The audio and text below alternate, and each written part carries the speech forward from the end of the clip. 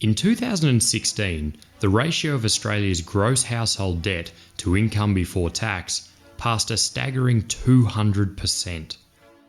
This means that on average, households are taking on twice as much debt in comparison to the income they are bringing in. This debt ratio is the second highest household debt burden in the world. But how did Australian households become so indebted? And what will this mean in the coming months and years? As explored in a previous video, governments running fiscal surpluses hurt the private economy by taking money out of our pockets, leading households and businesses to rely more on private debt to drive their spending needs. This could be a young couple signing a mortgage, or a business taking out a loan, or a teacher becoming increasingly reliant on their credit card to service their bills. Ultimately, by taking on more debt, the private sector is rarely in a position to save overall, because they're almost always paying off their loans and their credit cards.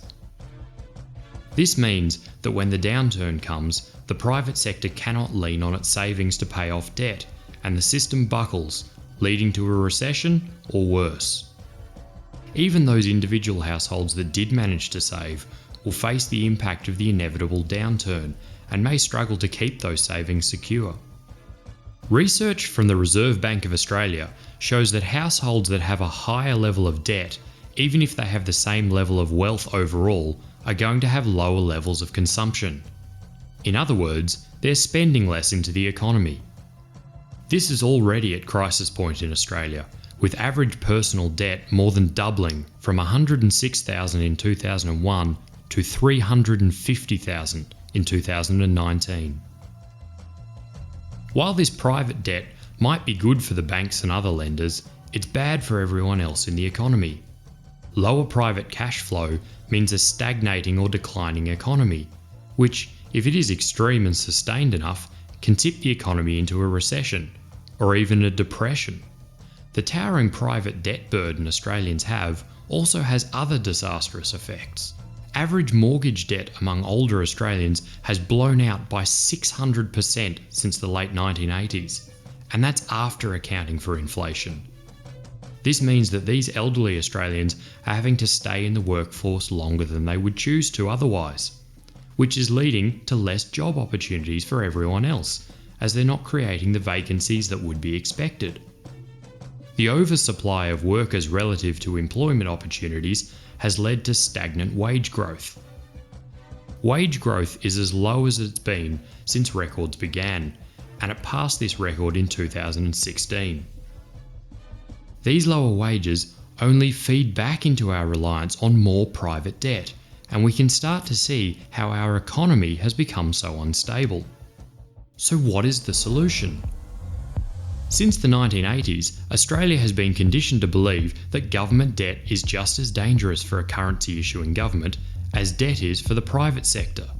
With this idea etched into our collective subconscious, successive governments on both sides of the aisle have championed surpluses under the assumption that the government needs to provision itself for tougher economic times by spending less into the private sector and more into paying down the government's debt. This assumption is deeply flawed and has seen private savings eroded exponentially. In fact, evidence shows that the tougher economic times the government is always said to fear are very likely caused or exacerbated by reducing government spending in the form of self-imposed austerity or surplus measures that strangle productivity and suppress growth. Throughout the 19th and 20th centuries, there is a strikingly observable trend in the lead up to depressions and recessions. They have always been closely preceded by consecutive government surpluses and governments trying to pay down the debt. What we must understand is that when the government deficit spends into the economy, that is, spends more than it takes back out in taxes, this is what drives growth and productivity and enables business, households, and the rest of the private sector to save. There was a time in Australia during the so-called golden age of capitalism where governments, no matter their political persuasion, would pursue a full employment agenda and go as far as championing the size of their fiscal deficits, which would create the money they were allowing the private sector to save through their deficit spending.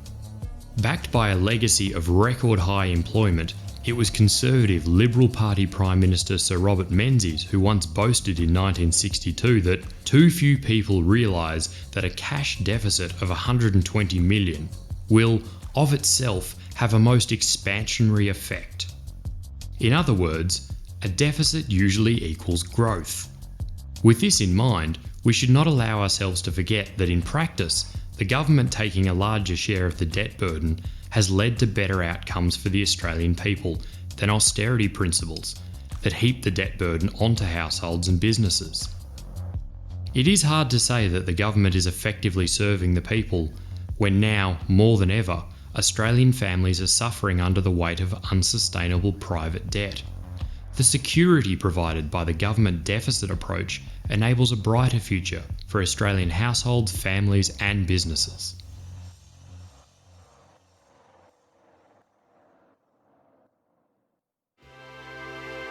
Subscribe for more videos from Pegs.